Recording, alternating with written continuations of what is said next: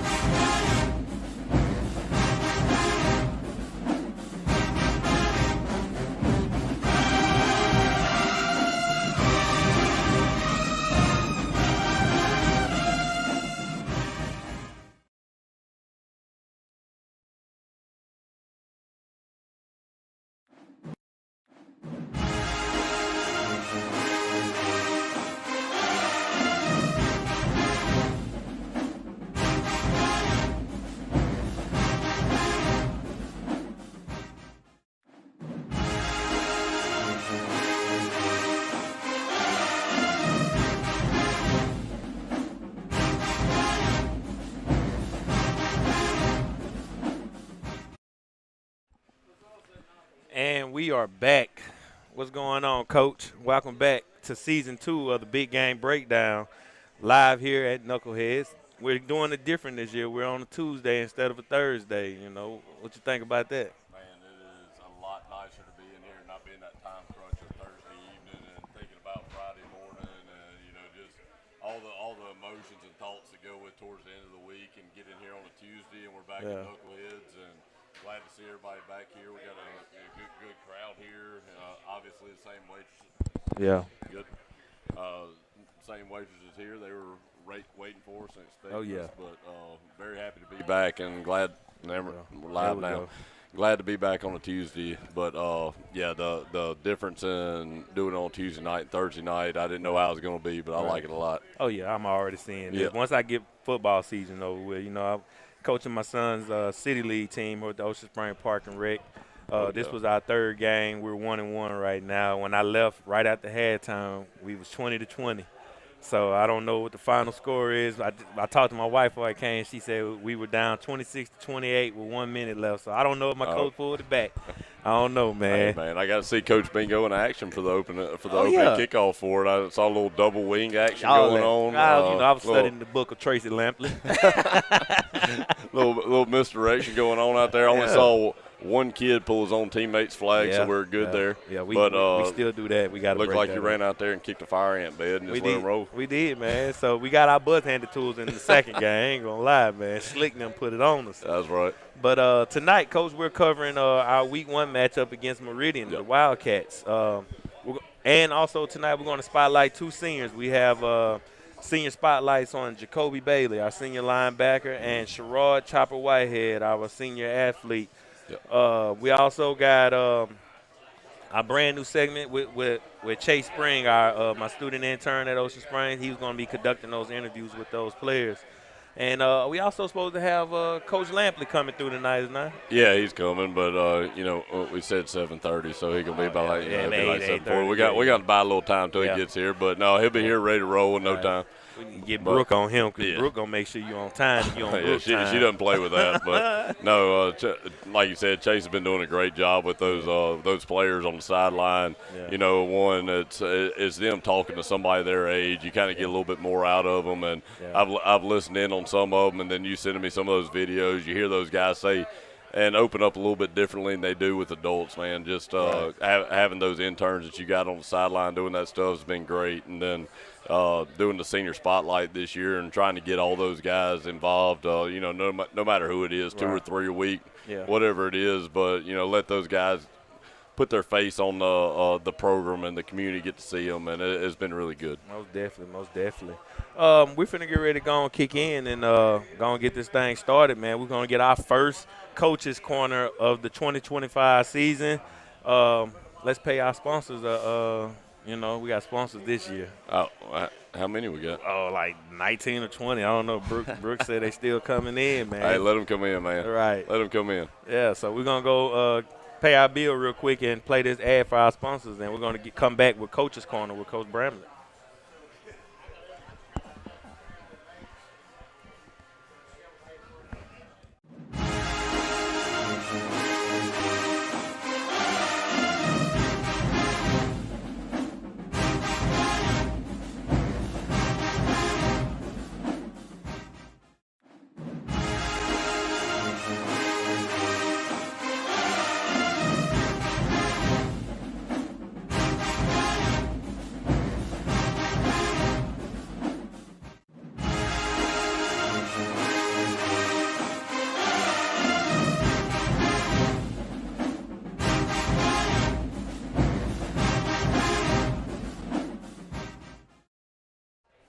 All right, shout out to our sponsors for Coach's Corner. Who was our first sponsor, man? I got to go check that out, man. I don't want to,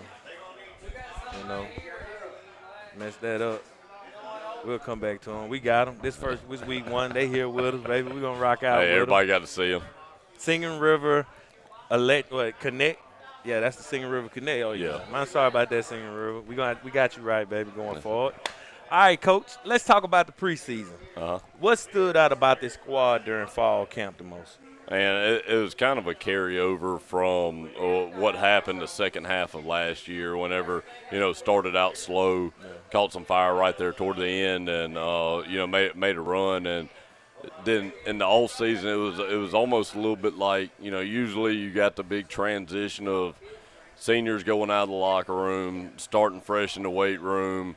And we did have seniors going out, but it didn't feel like a whole football team left. It wasn't that feeling in December and January where you're sitting there looking like half your rack's empty and we're waiting on freshmen to come. It was a full football team getting ready for the next season, and that carried all the way through the off season. And that big credit to the senior, junior, and sophomore bunch with this coming up season of.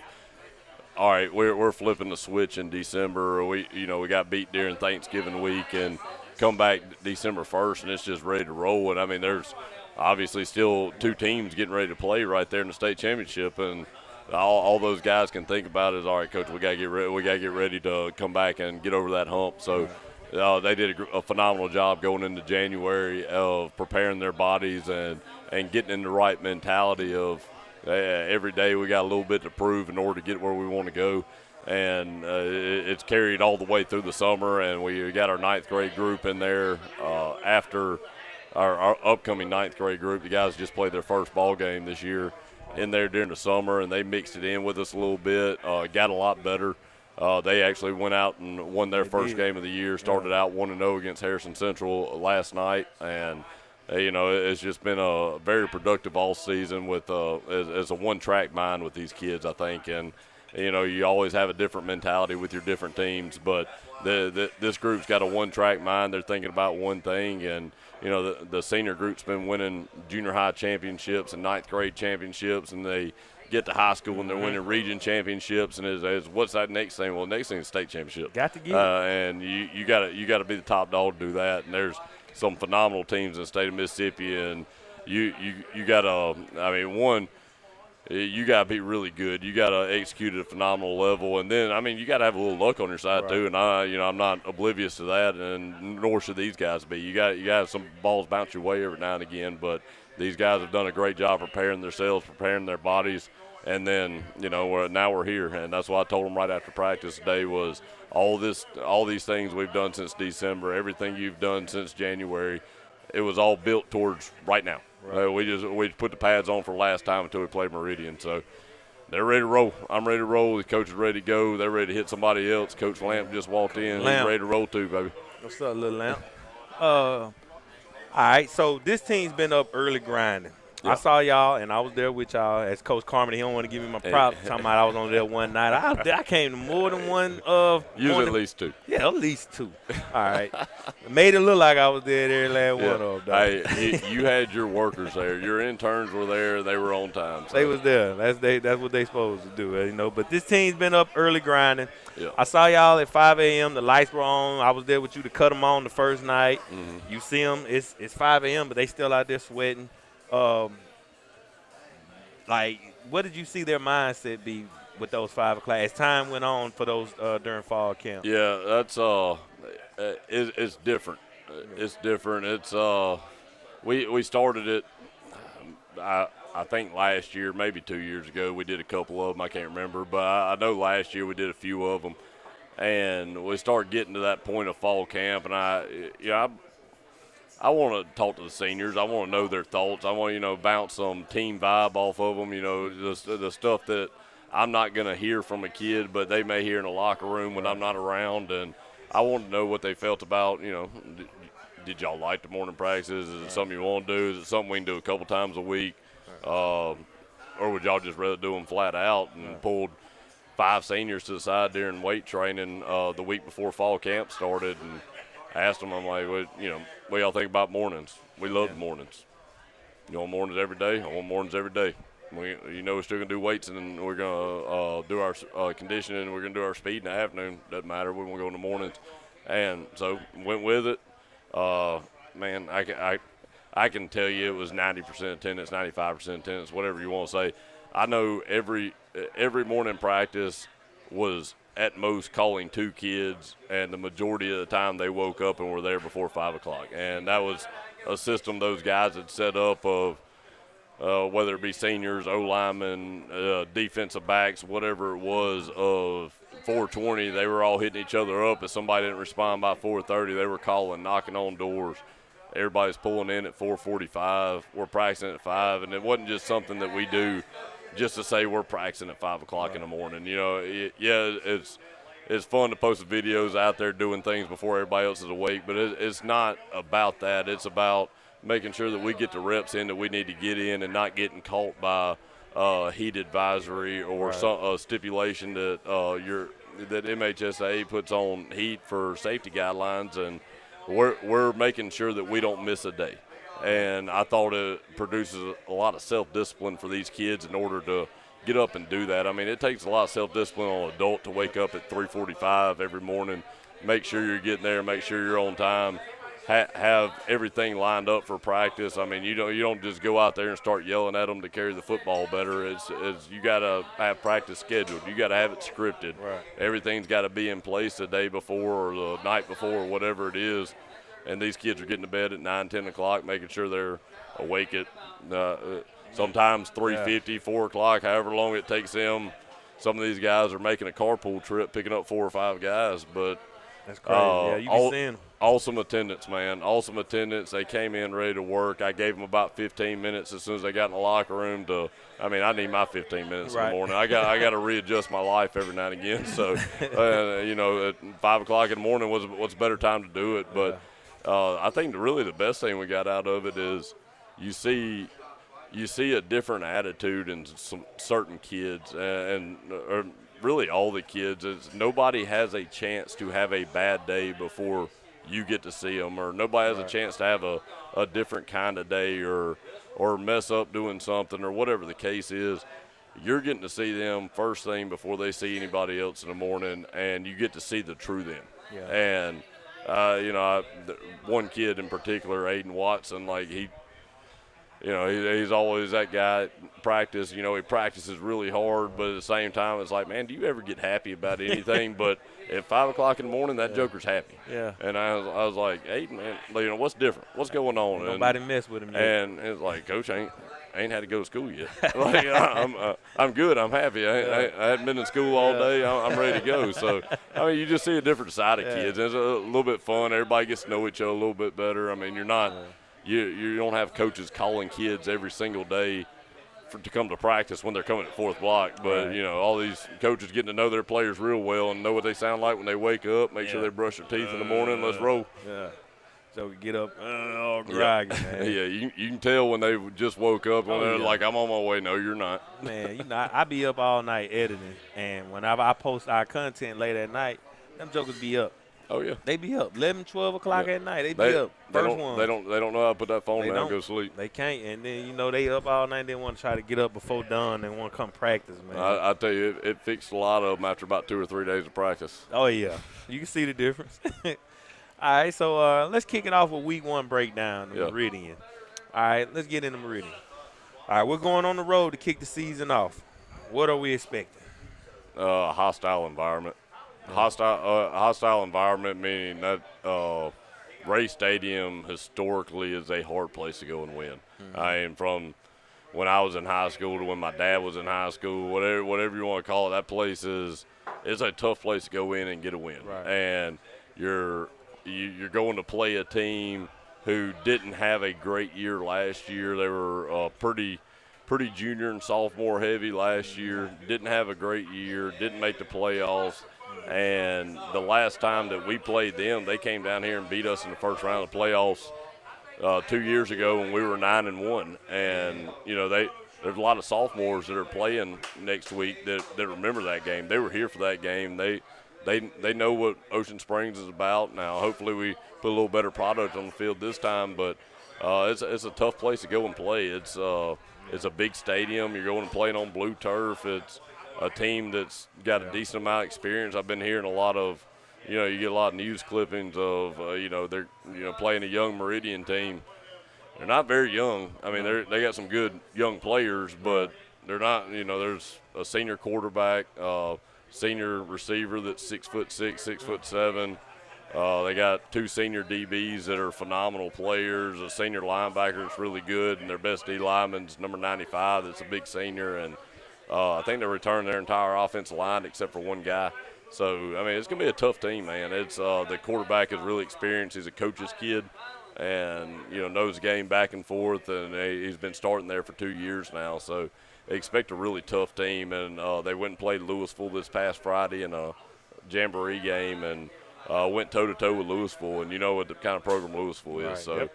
Expecting a tough matchup, but something that we wanted early in the year, just like we had the last 2 years, starting out Madison Central, and this just a little bit different team, but they're out of Region 3, and that's the kind of games we're going to play, year in, year out, non-region games. But excited to go up to Ray Stadium, excited for these kids to see something different, and get a little payback from a round 1 game that we feel like we let slip away from us 2 years ago. Oh, definitely, man. I remember that was a heartbreak. I call that Black Friday. Yeah, it was Black Friday. All right, Coach, break down the Meridian scheme. Like, you just named the returning talent that they have. But what the Greyhound tell us what the Greyhounds got to do to execute to come out with a victory. I mean, I talked about the quarterback a little bit. He's great ad-libbing and making plays. Whatever they're trying to do, he knows where his outlets are. He knows how to get out of bad looks.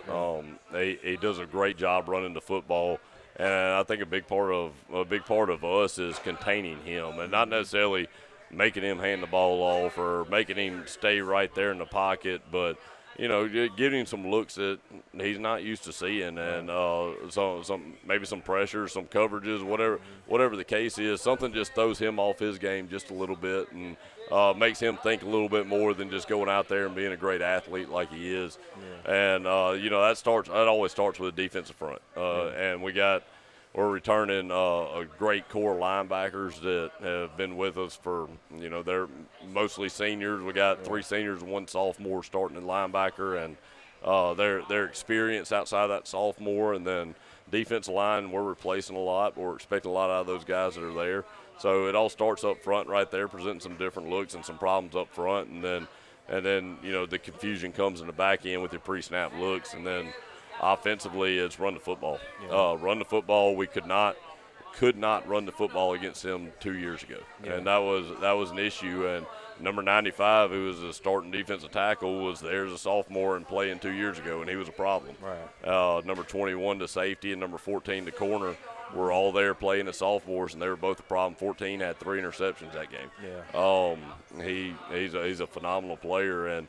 But a big part of our game plan is we got to be able to come out there and establish a run, establish a new line of scrimmage, but very confident in our offensive line, tight ends, running backs, and quarterbacks of establishing the run game, and then open it up to do other things that we want to do in our offense. And you know me as well as anybody. I like being balanced. Last year we weren't very balanced, but that was the hand we were dealt, and we played it. But that this year we'd like to be a little more balanced. But high school football is establishing a line of scrimmage, and that's what we plan on doing. Most definitely. Give us 3 keys to victory for Friday night. Ball security, taking the ball away when you can, and no pre-snap penalties. No pre-snap If we don't have a penalty in between or outside of the whistles, I feel good about it. If we don't have any pre or post snap, I feel great about that part. Offensively, it's take care of the football. Defensively, it's take the football away, and that's a big key for us. Every first game of every year is those 3 things, and that's if you do those 3 in the first ball game, I feel like you win. Yeah. Now, obviously, you don't want to put your foot in your mouth and you do all 3 of those things and you still get beat anyway. But if you do those 3 things the first ball game, I feel good about it. And that's a lot of things that we talked about earlier whenever we did y'all's podcast here this summer was being clean going into week 1, being in midseason form. And that's not necessarily play calling or a receiver looking like that's what I meant by midseason form was being a clean football team. We're on and off the field on special teams. You're not getting any of those where you got 12 people out there, one trying to get off late. Be clean right there, and I feel pretty good about our options. Yeah. Who were some standout players from fall camp that you feel like going to contribute big this year that we don't really know? That you don't really know. I feel like we got most of these guys on the show before, but Ian Harlan has done a great job from December until now of developing himself and developing his game into being an elite slot receiver in this league. And I'm excited about what he's going to have to offer and his versatility and what he can do as far as I mean, this kid can line up at slot and do everything you ask of him, win on isolation routes, run your concept things, block really well. And then we change personnels, and the next thing he's out at wideout, and he's singled up by himself, doing things he needs to do out there. And then we change personnels again, and he's in the backfield. And then he's an elite punt returner. And I think he's done a good job of just perfecting his craft this offseason. And I'm really looking forward to watching him play this season. Defensively, and you're not going to see him early. He's banged up, but he will be back after 3 or 4 weeks as Cannon LaCoste. And he's a physical specimen. He's done some good things this offseason. Yeah, he's a physical specimen. He grew another inch, put on 30 pounds of muscle. He's probably 6'4", 250. We'll be playing defensive end for us before region play starts, and has just done great things with his body and his mentality to put himself in a position to try and fill BJ's shoes. Yeah. And, filling BJ's shoes. He said try, everybody. He said try. I said try. But filling BJ's shoes is a big role to step into. But, having a guy there with the physical capabilities of making you do different things because you're not going to run right at him. You're not going to sit back in the pocket for 4 seconds while he's on the field. And he's going to do great things this year. It's just we're going to have to wait a little bit longer to see it. We ain't going to see it on Thursday night. And then Lanny Waltman's done a fantastic job. He shows up every single day. He's got the same mentality, the same work ethic. He is 100% no matter what you're doing. If we're going through run game versus bags, he's a 40-yard sprint when he crosses the line of scrimmage, and it's one of those guys that you want to tell him, it's like, hey, save your legs a little bit. We got a lot of practice left to go, but you don't want to take it out of him too. He runs so hard. Man, that dude has done a great job this offseason. Another physical specimen. The last guy I want to mention is Ethan Horn on the offensive line, and he's, we talked about the 3 guys that are pretty much 3-year starters returning, and then Ethan had a ton of playing time last year, but it was that junior-senior flip that you get out of some kids that you didn't know how serious he was about the game until right after we lost that last one. Yeah. And it flipped, and that dude hasn't missed it today. He hasn't missed a rep in the weight room. Everybody else is over there, hammer curling 45 pounds. He's trying to pick up 100-pound dumbbells, and it's just as many reps he can do as fast as he can do them, and has done a phenomenal job on the offensive line, learning the scheme, mixing in with those dudes, and creating a mean streak that we didn't really know he had. Yeah, I was looking at him today. I was telling him in the video I did, he was getting his ankle taped. Yep. Didn't know why. Now we know. Yep. He's a dude, man. Yeah, he's a dude. He's a dude. What's the goals for this season? For what you have the goals for your team? I mean, the ultimate goal is to win a state championship, and it's going to be that way year in, year out. As long as I'm coaching football, is we want to be the team in the end that wins the whole thing. And now, is it feasible every year? Probably not, but there's going to be years where it is much in the sight, much in reach, and this is one of those years. Yeah. And this is one of those years that, there are some great teams out there. There's you hear about your Brandons, you hear about your Tupelos, Madison Central, Starkville, whoever. There's some great teams out there. It's going to take a ball bouncing our way here and there, but we have a great team too, and I feel really good about it. If we stay healthy, making a run right there at the end. But, yeah, I mean, the ultimate goal is to win a state championship. But at the end of the day, these guys have been playing together for so long. The senior bunch has just been one of those groups that when I first got here in 2020 and they were sixth graders, people were talking about them as sixth graders. Yeah. They've been together for a long time, and they have their own individual goals as well. And as a program, we want them to achieve those individual goals. We want them to get to that success. We want to make sure they're doing the good things in the classroom, in the community, and everything else, which is the reason we bring them into it. But, their end goal is a state championship as well. And I hate to use the word state championship or bust. That's what it is. You say it, and it's like, all right, well, anything outside of a state championship is failure. No, it's not a failure, but we didn't achieve our main goal. Yeah. And this group has won so many different, like we talked about, the junior high state championships, ninth grade, junior high, whatever it is, and region championships, and there's one out there you ain't touched yet. Yeah, that's the only one. And that's it. Yeah. And that's what we talked about, the be remembered. I mean, if you want to be remembered in this community, be remembered for that. Yeah. Be that first group that brings it back. Yep. What's Coach Bramlett's mindset for year 4? This year 4, 3 for your head coach. It's 3. Year three. Going on to year 3, and it's every year the mentality changes. So you done had a baby every year. You done been head coach, yeah. What it seems like. Well, we got one coming up real soon, so the mentality part of that, it kind of keeps me all over the place, keeps me on my toes. But no, I really, my first year as a head coach, the uneasiness of the unknown was, a thing going into the season. I mean, I knew my players, I knew how a football game went, but the uneasiness of what goes through a head coach's mind as soon as the ball's kicked off in the first ball game. That was a lot of that first week going into the Madison Central game, my first year as a head coach. The second year was a lot of, I felt like internal pressure, the pressure I put on myself, or felt like, other people were putting pressure on how we looked, or what came off of, graduating 10 seniors on defense, what that was going to look like on the field, how that ball game was going to go. And this year, being the third year, I feel at ease. That's why I was telling somebody the other day, it was an odd, not comfortable feeling of ease. I know these kids. I'm the only person these kids have known as far as a high school ed football coach. I feel like I know the mentality really well, and I'm feeding off of their mentality right now. As much as they may not want to hear it, well, if they're listening, they can hear it right now. I mean, I feed off their mentality as much as they feed off my mentality. If they're confident, if they're at ease, if they understand, if their knowledge is growing, that eases me. That tells me we're going in the right direction as coaches. And I would say my mentality going in this year is a little bit of ease, even though it's uncomfortable for me because I don't know what to do with that. I haven't had that before.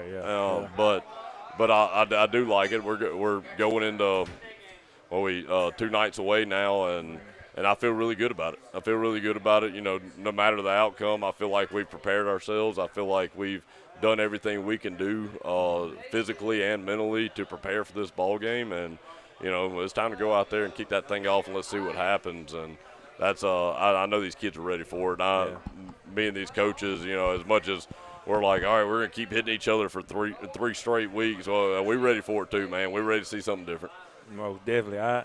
I'm ready to play some ball. I'm ready. Well, not play. I'm ready to see y'all play some ball. ball. I don't need to play any ball I right don't need now. to play But nothing. I can stand on the sideline for it. If I got one play left to me, it ain't gonna be pretty. Man. I'm ready to get out there and just watch. Because I've been with y'all now for a complete year now to start it off now, and to see.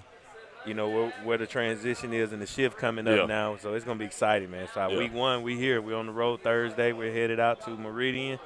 And, that's going to do it for this segment of Coach's Corner. I always appreciate Coach Bramlett for breaking it down with us and giving us that inside look at what's coming up. Now, you'll have 2 segments when we come back. We'll have our game breakdown for the previous game and then the upcoming game for that week.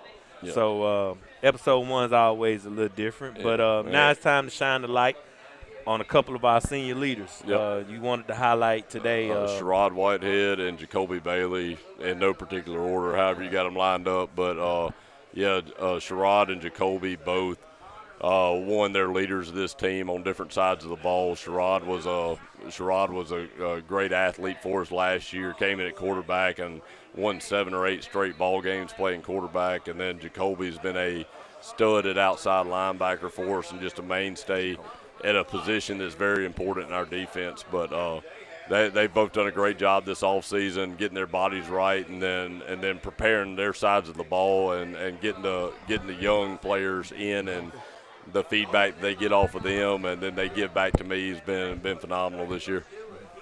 All right, well, we're going to let's roll into our player spotlights real quick, where our sideline reporter Chase caught up with 2 of the Greyhounds greats, Sherrod Chopper Whitehead and Jacoby Bailey, as they gear up for this Friday's matchup against Meridian.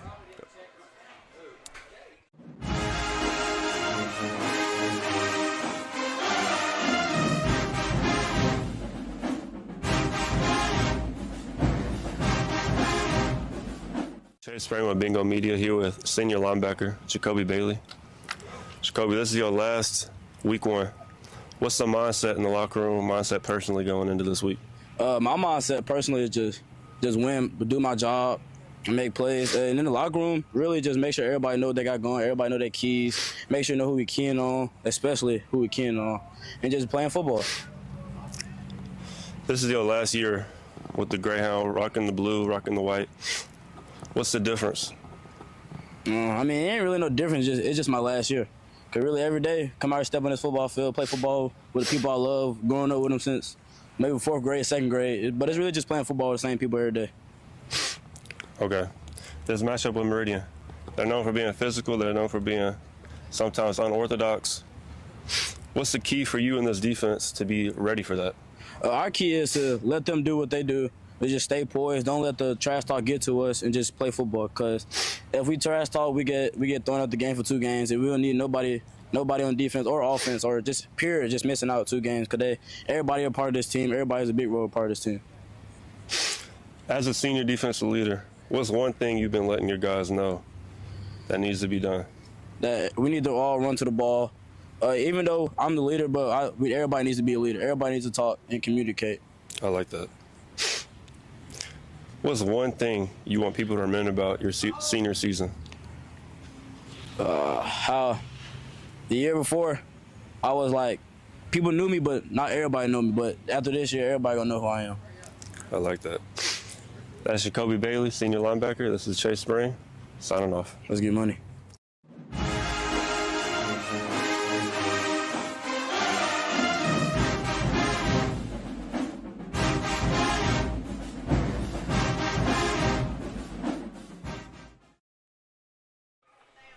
This is Chase Spring with Bingo Media. Today I'm with Sherrod Whitehead. Sherrod, let's talk about week 1. Playing Meridian, how you feeling about it? I'm feeling good. Feel like we're gonna go out there, handle business. First game of the year. Everybody ready to go, so we just gotta go out there, handle business, and get the win. What are you expecting to see from the offense this week? A lot of points, a lot of firepower going on. A lot of scoring, a lot of knowing what to do, just a lot of everything. We got so many different ways to score the ball. You're just gonna see a little bit of everything. Okay. So going to Coach Bramlett. Coach Bramlett always talks about wanting to be 1-0 every week. Mm-hmm. How do you personally take that? It's the standard. Well, gotta tell you, it's the standard. It's the standard he praises. You know what I'm saying? You gotta go 1-0 and everything, and then eventually you're gonna be undefeated. You know, so if you take it day in, day out, one game at a time, and you keep going 1-0, you're gonna run out of the games and you're gonna be the winner. Okay. So you've been having a strong fall camp. What area have you been trying to improve on the most? I know you just kind of switched to receiver. Yeah. Really just my mindset, you know, just knowing everything and knowing what's going on, you know what I'm saying? Knowing, okay, why he called this or why we're doing this, just the mindset on everything. For fans who haven't seen you this year, fans who have never seen you, what kind of statement are you trying to show them for this week? Not just this week one, but this whole year. You gonna know who Sherrod Whitehead is, man. You gonna know who Chop is, you know. Just come watch. Bring your popcorn. That's all I gotta say. Just bring your popcorn. That's Sherrod Whitehead, also known as Chop. This is Chase Spring. Back to you.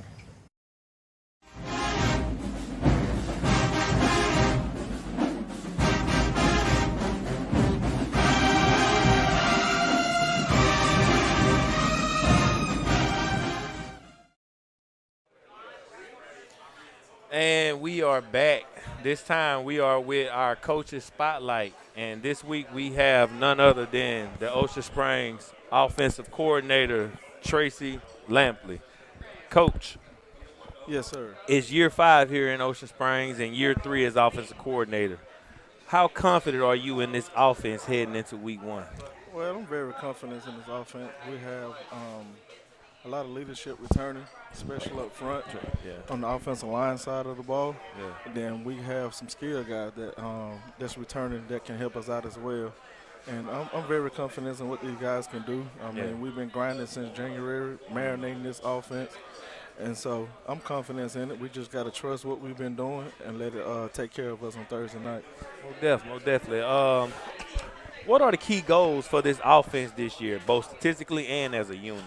The main goal is staying healthy and then also taking care of the football and no pre- or post-snap penalties to hurt the offense and let the offense work. Yeah. Take what the defense give you, be able to stretch the defense vertical and horizontal, make them cover every blade of grass on the football field, and if we can do that, we can be successful. Oh, definitely. We've seen some explosive talent in fall camp. Who are a few guys you expect to really break out this season? Most definitely, I think Solo is a home run hitter. Solomon Baggett is a home run hitter for us.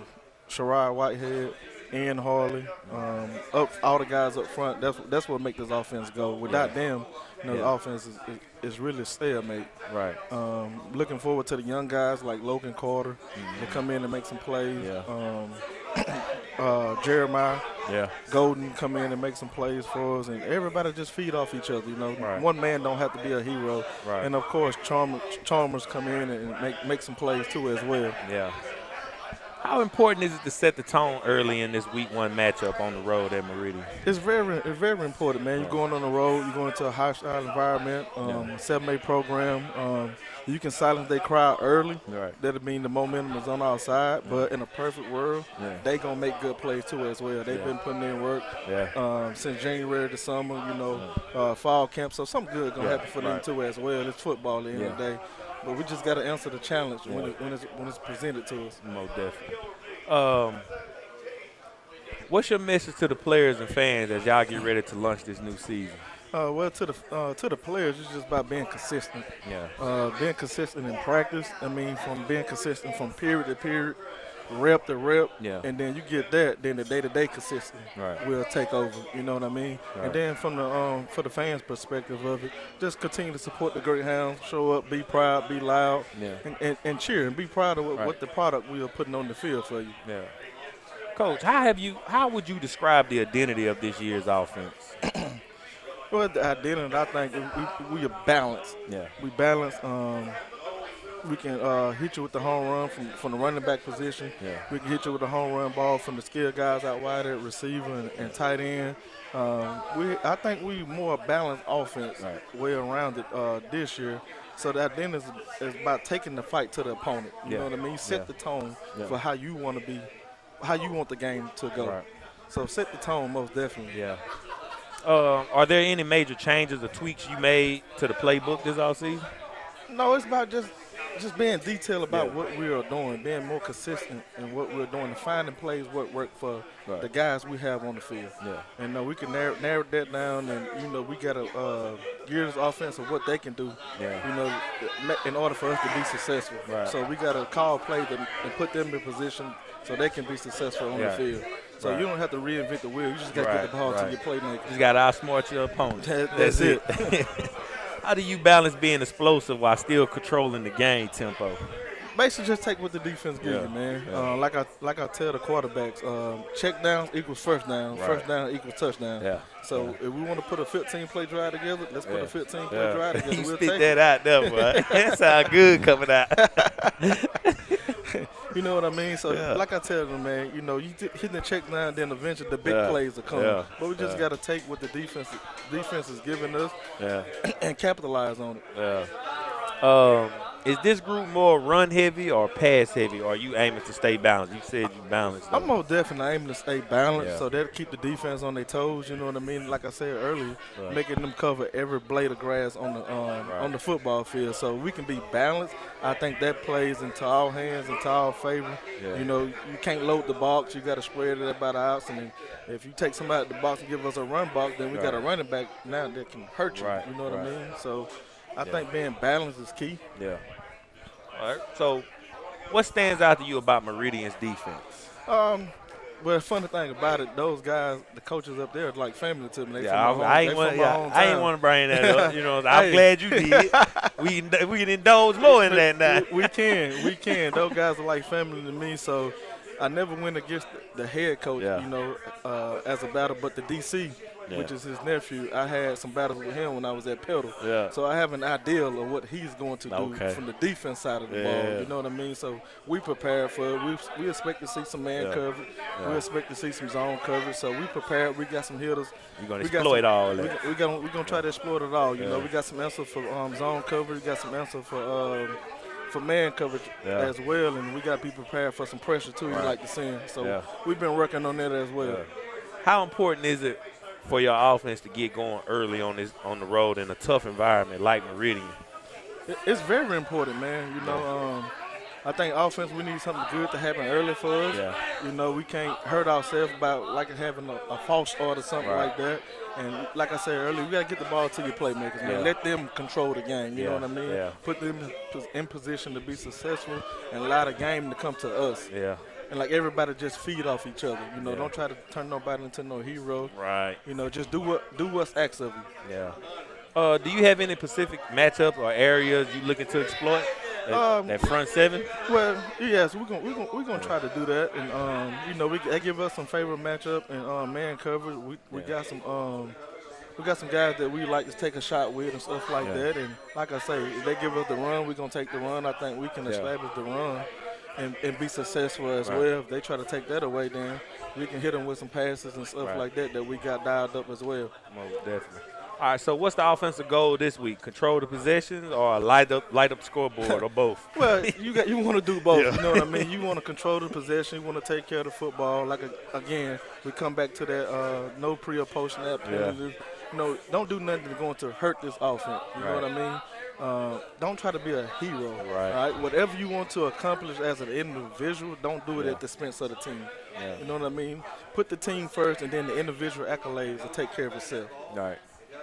All right, so, I forgot to send it to my production guy, but I had footage of you when you was mic'd up coaching your quarterback. What is it like being coaching your young sophomore quarterback? Well, it's a challenge for me, too, because I never coached, quarterbacks before, so I wanted to step in a new element, in my coaching career. And being the OC, you got to oversee the whole offense, you know what I mean? And so I can get him some nuggets that, when I was back there running back, my playing day, and having to pick up protection, then I can dissect the defense just like that, and I can give him my knowledge as well. That'll make him be successful, make him play with confidence. And then, like I said earlier, get the ball to your athletes. You know what I mean? Trust them, you know, and be successful, man. You don't have to take the home run ball every time. You know what I mean? Throw it down to your athletes in space and let them do what they do. Definitely. Chalmers Berglund is gonna he's gonna turn some necks. So he's gonna make people turn. He's gonna turn people into believers this year that ain't already believing. Yes, but we got to take our time with it, man. You know what I mean? He's going to be a great football player for us. And like I said, we don't want to put him in harm's way and asking him to do too much. Right. Like I'm always telling him, you got a lot of good guys around you, all right? Get the ball to him. You know, get the ball to you guys in space. Let them do their thing. And when you hit them with check down, eventually that defense is going to walk down. Then you can take your home run ball right there. Right. Coach, I appreciate you coming on the show, man, for this week for our Coach's Spotlight. We look forward to riding up that road to Meridian this weekend. Hopefully you got some cousins that's going to have some deer meat in the freezer they want to send me back with, you know, or something, you know. I'm most definitely get that done for you. Yeah, man. Thank y'all for having me, man. We're looking forward to a great night of football on Thursday night. Like I said, it's been a long time coming since January, so we're ready to go against somebody else. We prepared the road and kicked off this 2025 season the right way. Oh, definitely, man. All right, that was Coach Ocean Springs Offensive Coordinator Tracy Lampley. We're going to take a break and pay some bills and shout out our sponsors, and we're going to be right back with Ocean Springs Communication Director Trey Brennan. We'll be right back.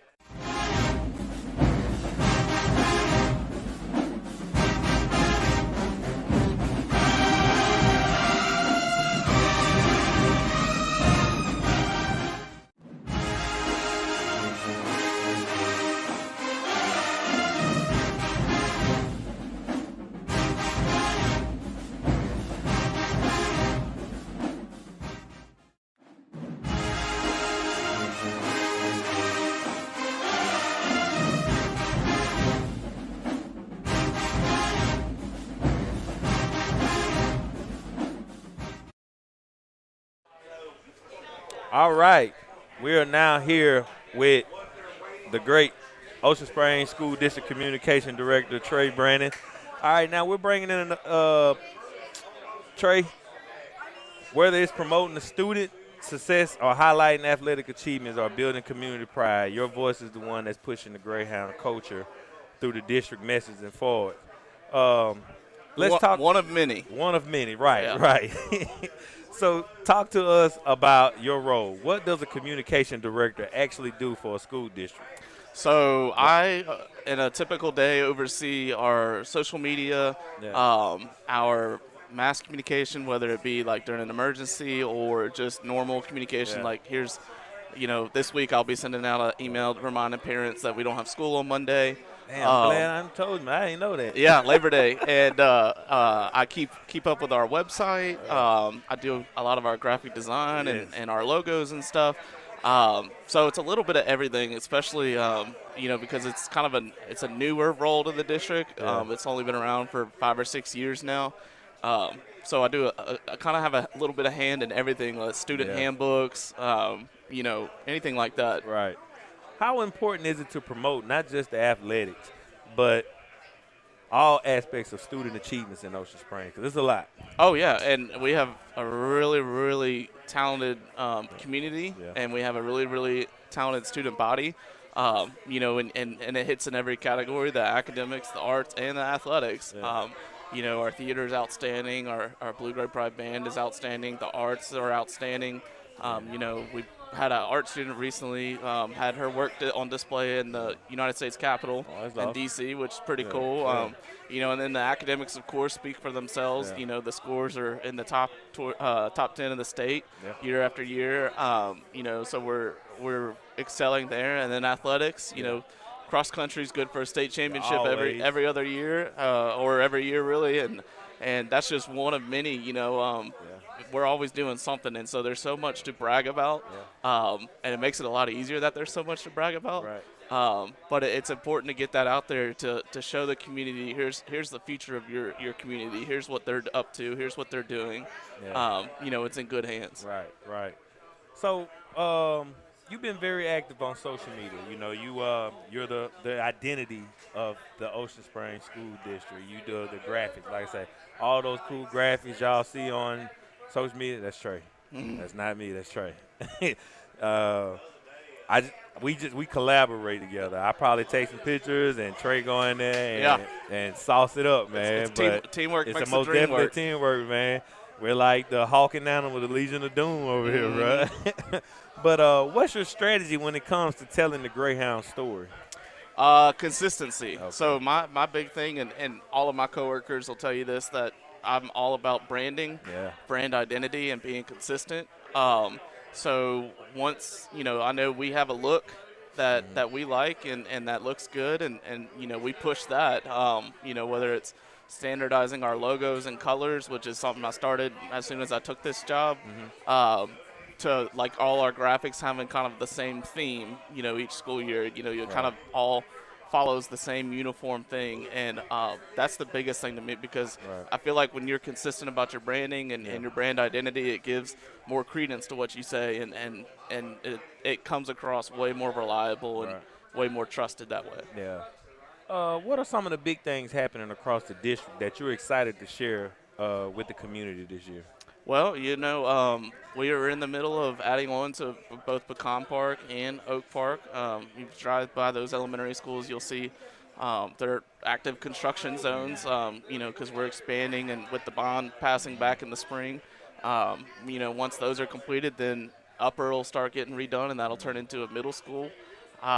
We've got, and that's just on the construction side, we've got a lot of good things happen in academics. We're expecting in September to get our results back, to see how our students did on their state assessments last year and see how the district did as a whole. We've got some big shoes to fill, because, the previous 2 years we were ranked #1 in the state. Yeah. So there's a lot of pressure. Will there be a three-peat? Who knows? So we'll find that out next month, and then school getting kicked back in session, and lots of things happening. Got the homecoming parade coming up in a couple weeks, and then fast. Yeah, before you know it, it'll be Thanksgiving and then Christmas, and it stays busy. Man, you just said all that. I didn't even realize all that was coming so fast. Mm-hmm. All right, so you're a proud alumni of the Ocean Springs Greyhound, is obvious. What's one memory from the last football season that stood out to you as to that's why we do this moment? This past football season? Yeah. Man, that's good. That's a good question. I really enjoyed being up there. I'm trying to remember the game. I think it might have been Northwest Rankin last year towards the beginning of the season when Ocean Springs was down at halftime, or maybe that might have been the year before. But either way, that was what really did it for me, was the team went into halftime and had been getting outplayed, outmanned, and then they came out in the second half and it was like a different team. Yeah, and they were rallying around each other, and they put a whooping on. Well, I think this was 2 seasons ago, but I remember thinking in that moment and telling Coach Carter, because I was standing next to him, man, that's a great sign. Regardless, because we had that tough opening schedule. We had Madison Central, and then back on the road and all this other stuff. That's such a good sign when you're on the road that far away. You get down, you've already you've taken your lumps already in the season, and to come back and with a young group of guys like that was really special. Man, I can only imagine. What advice would you give to another district looking to improve how they connect with students and family through media and content, because you're kind of leading the forefront of that? Well, thank you. I do my best. I'm lucky. I have a lot of people that can help me and that know, because I try to stay, and this is probably what I would tell them, is to try to stay as current as possible on what is popular, especially among the students. For us, I know that the way we communicate with parents and the way we communicate with students. If I send because it happens all the time, we'll send an email out to students. They might not check it for 3 months, and then it's just not the same. So you got to meet them on their level, whether it's TikTok or Instagram and stuff like that. And that's something you've added a lot this year, thankfully, because that's not my forte. The video and stuff like that. I wish I could make a video like Crystal Bramlett, but I don't have that. I don't have that talent. I don't know how she does it. Me neither. We put her on the staff too. Right. But It's a different way you make content. Yeah. She got it down. Yeah. Yeah. Well, you're going to be DJing again this year, right? Yes, sir. So what goes into being the DJ at a football game? Like, how do you have a set playlist or what? Well, the first thing is not playing over the band. Yeah. That's the most important thing. So thankfully I have a radio with our band director, and he'll tell me when he's about, but that's the most important thing I keep in mind is because, about a third of our bleachers, whether Coach Bramlett likes it or not, I'm sure he doesn't. They're here for the band, and they're all band. And the band run the city. Yeah, and the band is amazing, and they sound great, and so they should be heard. So that's the first thing, and then after that, it's, I will pick out some of the music ahead of time, but a lot of times it's just having different songs for different scenarios and being prepared for different things. We've talked about some stuff coming up for this season that. I think the crowd's going to like, depending on how things go, and having that ready so that when something happens, you can hit it and go. So I'll pick out a little bit, but a lot of it. And then, like, when I'm watching a football game, like on TV and stuff, I'm noticing stuff like that. Like, I'll notice, like, something that's playing in the stadium in the background. Or like, when I attend a sporting event, I'm always thinking, like, listening and trying to pay attention to that kind of stuff. Yeah. It would make sense. You being the communication director, you're always looking for inspiration. Yeah. Always. Yeah. All right, everybody. That was Trey Brennan here. We ain't gonna hold him up because I'm gonna have him here a lot more throughout this year. Like we kind of come inseparable, man. Yeah. Like we talk every day. Yeah. So we're gonna bring in the voice of the Greyhounds right now. Ain't that what he is now? The voice of the Jeff Shepard. Jeff Shepard. Yeah. What would you consider him? Yeah, he'd be the radio. He's the radio and live stream play-by-play announcer, and has been since like 2012, I guess. Yeah, he's old. Yeah, he old. All right, so I ain't gonna tell him that we said that. He was doing it when I was in high school. Oh yeah, he old. Yeah, I was his intern one time. That's deep. Yeah. I'm just looking at him, just laughing, man. But yeah, we're gonna bring Jeff on real quick, man. We're gonna pay our bills real quick, to our sponsors real quick, and then when we come back, we're gonna have Jeff Shepard come on to talk about being the voice of the Greyhounds for this upcoming season and what he got in store for the 2025 season for the Greyhounds. Again, appreciate you, Trey, for swinging by. Sir. We'll be right back.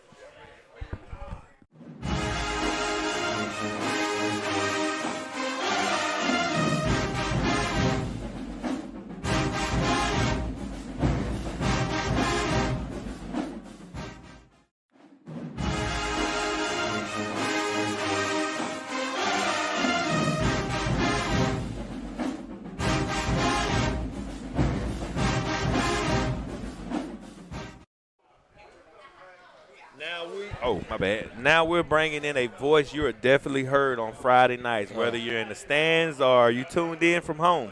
He's the man calling the action, painting the picture, and bringing the big game energy every single week.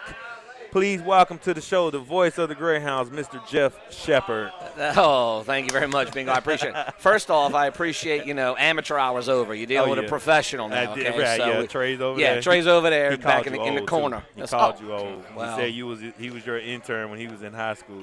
The first year we started, we called him Stat Kid is what we called him. He ran our numbers for us. Low those many years ago. So, yeah, I had a whole lot more brown hair, and I was, 15 pounds lighter. But other than that, everything's the same, right? Oh, yeah. That's it, man. And if you watch any other Greyhound game, this is the voice that you hear on Friday nights. All right, Jeff, you've seen a lot of Greyhound football over the years. Yep. What makes this 2025 team special in your eyes? Have you got a chance to go and check them out any? A little bit, and I'm going to talk to Coach here in a moment. And about my third – look, I do a lot of stuff, ahead of time. You know the drill. Right. Control the things you can control, right? You know, because once the game starts, it's chaos. So I work out a lot of my pregame stuff and then the questions I want to ask Coach in the pregame interview. Yeah. And I think my third question is, okay, Jaden Ross, Sherrod Whitehead, Hayden Berglund, Ian Harlan. I mean, they got dudes that are mulling scholarships offers from, D1 schools and all over. It seems like there's more of them this year than we've had in recent years. It's a lot. Obviously Bray and, Alabama and all that stuff, but, they have Jaden heading to Mississippi State. Sherrod, who knows where he's going to wind up. I'm not sure. Open. I don't know if he's committed yet, but I know he's got the pick of the litter there. And Hayden and Southern Miss and, some of the other guys too. So, just looking at them, they're talented. Yeah. I think having Chalmers at quarterback allows you to keep the offense wide open with having Sherrod, in the slot or in the backfield or under center. Yeah. Kind of that wildcat role. And so I just think going into last year, there was a lot of questions. Yep.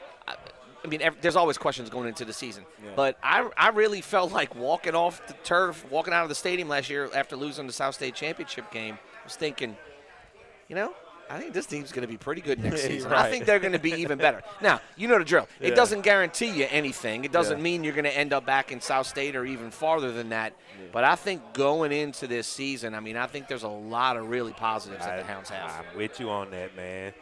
I just looking at it, this talent all over. It's so much talent, man. You got kids that should be starting. Like, they can go to another program and be a dude.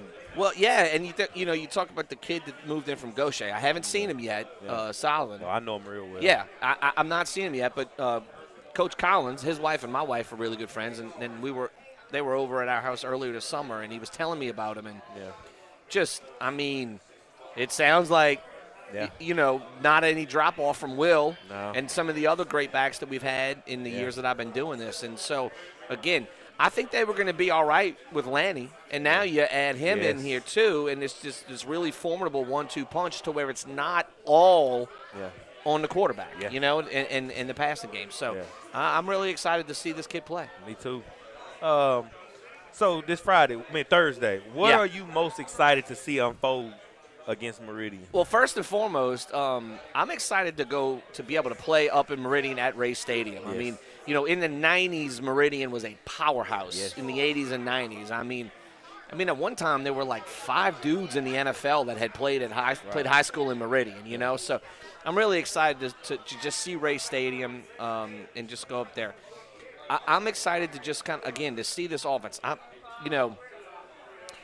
I had never asked him this. I'm just going to say it. Yeah. I want to know what would Coach have done if he could redo the South State championship. Would he just start Chalmers? Yeah. Yeah. I'm. Look, I don't know if you wind up winning the game, but I think I'm just really excited to see him under center. Me too. To have a sophomore quarterback. Worked out the last time we had a guy who was a sophomore. It worked out well for a couple of years. Real good. For a couple of years. Yeah. And I'm excited. His brother is the tight end. I think he's going to be really, really good. Another stud. Yeah, and I just think that he's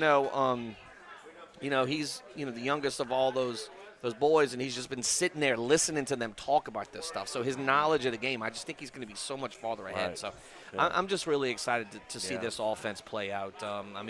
I think this team has got some really good potential this year. You took words right out of my mouth. I'm just going to move to the next question. All right, so you have had the best seat in the house. Yeah. Any standout play or moment from the past couple seasons that just still gives you chills? Yeah, so I used to say this all the time. The best play I ever saw anybody make from Ocean Springs in all of the years I've been doing. I think all right, this is 2025, right? So this is my 14th season of doing the games. Trey said you was old. He said it. Rude. In the messenger. So we were playing, this was before Jake and all those guys came to Ocean Springs. We were playing at Hammond High School over in Louisiana, okay? And Austin Williams was on the team. Big receiver. That's right. Mississippi State That's alumni. right. That's exactly right. Yeah, he got like 9 degrees because he was in college for like 14 years because of COVID, He was there forever. So we had the ball at about the 10-yard line, or in our own 10-yard line, and the quarterback took the shotgun snap, threw a wide receiver screen over to the left side. Austin made the first dude miss and then outran Hammond's defense 90 yards down the sideline like it was nothing. And it was crazy. Yeah. And I was like, all right, well, maybe he's also fast. I didn't realize he was that fast. I think it was the first game of his senior year, maybe his junior year. And I say this all the time. That was the most athletic. That was the best play that I saw until Bray Hubbard became the quarterback. Yeah. And then I couldn't tell you which one was the best one because they were all so awesome. And then just his era, those 3 years Bray was there. I do remember. I can't remember exactly who we were playing, but he went around the left end on a touchdown run. They threw a flag for holding. On the next play, he went around the left end for a touchdown, and it was good. And I'm like, the dude just ran 200 yards on, like, back-to-back, like, 150 yards on back-to-back plays, and he wasn't even winded. And I was like, he's just different, you know. And then and then the thick six that they threw in Picayune a couple years ago was great too. Yeah. So that was a lot of fun when Talon caught that. That was a great, exciting play. So it's been a lot. I mean, obviously the last 4 years have been the best. Yeah. But I mean they were spurts of some good players and good plays, in all those early years too. It's only gonna get better. Oh, I think so too. Yeah. All right. So what is like capturing those game-winning drives or explosive touchdown as they happen in real time? It's fun. I get a little amped up. Yeah, I know it's fun. I asked him if I can put a GoPro up in there with you, man. It's intense. I mean, so my kids, I've got a senior and a sophomore. Neither of them play football. My sophomore's in the band. But I know, especially on this team. I mean, I know a lot of the kids. I've seen them. I coach some of them. When I was younger, when they were younger, obviously as well. Yeah. So you get invested. Yeah. If I didn't care about it, I wouldn't still be doing it after all these years. Right. You know what I'm saying? I wouldn't be lugging all of this equipment around and, trying to get internet signals in, remote locations of South Mississippi. You know how much fun that is, right? It's rough. Yeah. So, right, Hunter? But, I mean, it really is, that was the most disappointing thing about that South State Championship game 3 seasons ago when we lost on the last play of the game and that field goal. We were so close. We had done just about every single thing that you could do to get there. Yeah. I mean, those fourth quarter games are intense. I mean, I know we've had a couple of like last second field goals and things like that. I mean, the Connor White interception last year. To lock the playoff game down in round 1. I mean, that was crazy too. Connor, when he caught that, that's right. The interception in the back of the end zone. That was a beautiful end zone. Yeah, that was great. And so that knocked out Northwest Rankin, set us up for the rematch with Oak Grove, and we walked the dog on them. And then, it was what it was. But I mean, it's just those. It is those last things. It's intense. The stadium is just rocking and rolling. It really is. I mean, I think if you can have, anywhere you can have an atmosphere. Right. Look, we're fortunate. I mean, our fans turn out. Yeah. Our students turn out. We have big student sections at all of the games. It's not like that everywhere. Nope. It's not like that everywhere in South Mississippi. So, and I've had years where it hasn't been like that completely, and it's not as fun. It just isn't as fun. Yeah. So. Yeah. How important is it to have strong communication and media coverage for high school athletics today? I mean, it's an unprecedented era. I mean, the stuff that you guys do, the platform that these kids get that they didn't get back when I was in school back in the 1900s, Like it wasn't – I mean, every once in a while you'd end up – I grew up in the New Orleans area. Yeah. I mean, if Ed Daniels showed up at your game in Friday Night Lights, and you were going to be on Friday Night Lights, it was like, man, like everybody in South Louisiana is going to see you do something, And LOX and XXV, they do a good job of getting out on the Friday nights and covering those things and doing that. But it's all that's extra attention and extra, publicity that the kids can get now on social media, for good or bad. Right. I mean, you could argue it both ways, Yeah. I mean, I think when used properly, though, I'm sure kids who maybe weren't the highest recruited or recruited at all. Right. But they've put together enough work and enough good plays to put a good tape together. Yeah. And maybe it gets them to junior college. And, hey, maybe they wouldn't have had that opportunity before, And I think that is something that I think is, something that's really cool to watch and see. It is, man.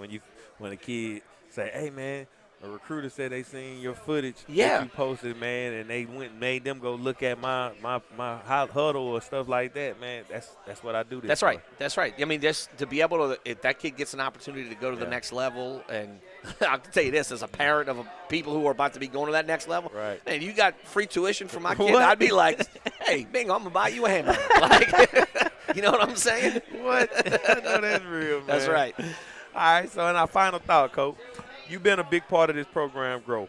What does it mean to you personally to represent the Greyhounds every week from the booth? I think it's a tremendous honor. I don't take it lightly. there's been some years where not everybody's loved everything that's come out of my mouth. Again, because sometimes I react kind of in the moment because I'm so excited.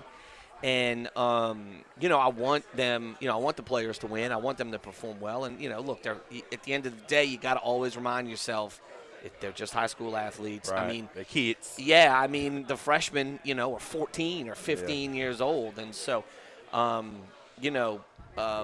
I take it it's a tremendous responsibility. I would be completely remiss if I didn't thank, like, Jacob Dykes, the principal, Jeff French, the soccer coach who's helped me out a ton. Trey and I, we mess with each other all the time, but he jumps in all the time on road games and helps out and does things with me. Trey do it all. Yeah, he really does it all. Travis Hunter of the school. That's right, yeah. But, and even older partners that I've had over the years that, and then, Corey and Tim on the stream team. I mean, those guys are traveling. Didn't Forehand who just passed? Jeremy, yes. I mean, this is going to be long live Jeremy. Yeah, I mean, this is going to be a weird high school football season in South Mississippi without Jeremy Forehand around. I mean, he did multiple games. Everything. He jumped in with me several times just last year. The D'Iberville. That's right. Yeah. He did playoff games with me before.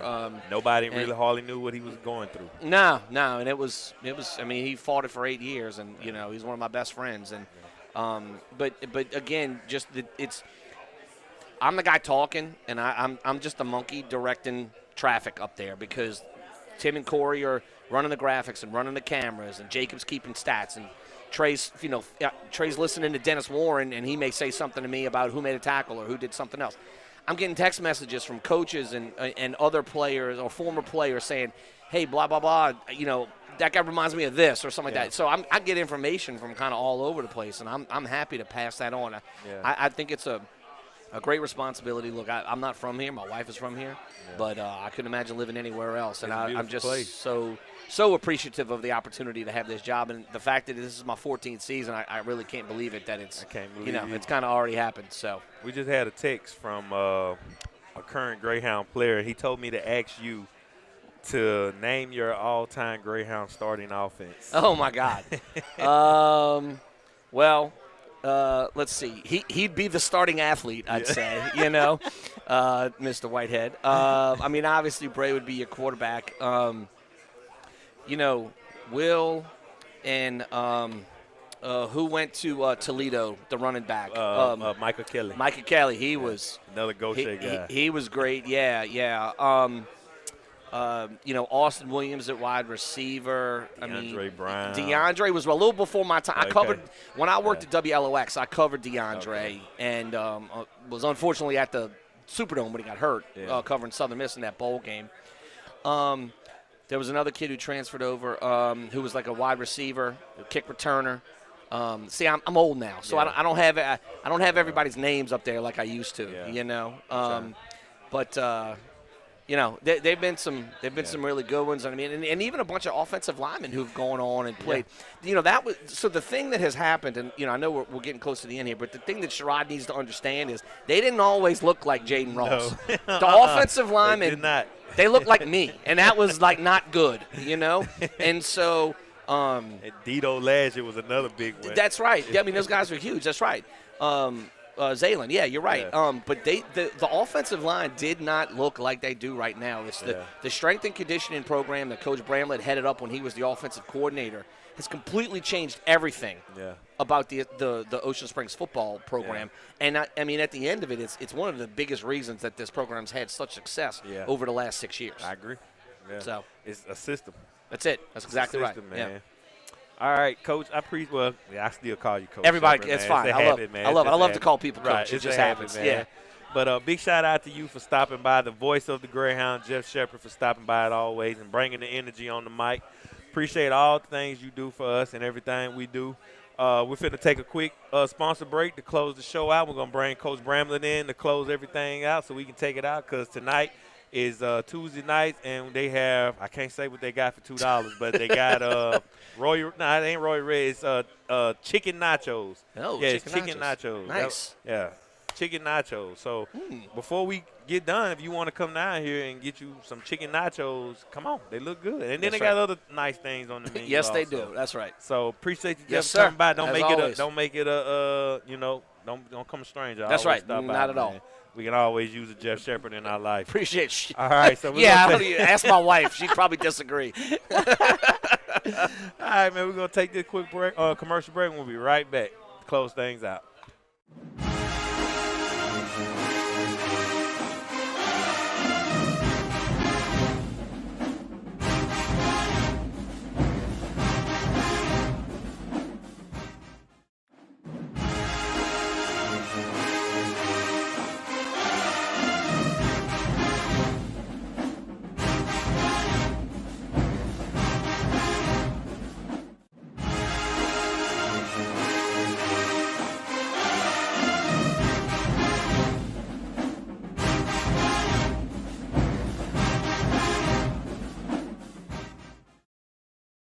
All right, Coach, that's going to do it for this week's Big Game Breakdown. Fall camp is in the books. Week 1 is locked in, and the time to hit the road and handle business in Meridian. We're going to appreciate all our guests tonight. We had Coach Tracy Lambert, offensive coordinator. We had the voice of the Greyhounds, and Jeff Shepherd, and we had our communication director, and Trey Brennan. We also had player spotlight interviews from Jacoby Bailey and Sherrod Whitehead. And now we're finna close things out. Coach, any closing words? Man, just if you can come to Meridian, support these guys. Obviously we want to have a big show in there as a traveling football team. We want our fans to be there.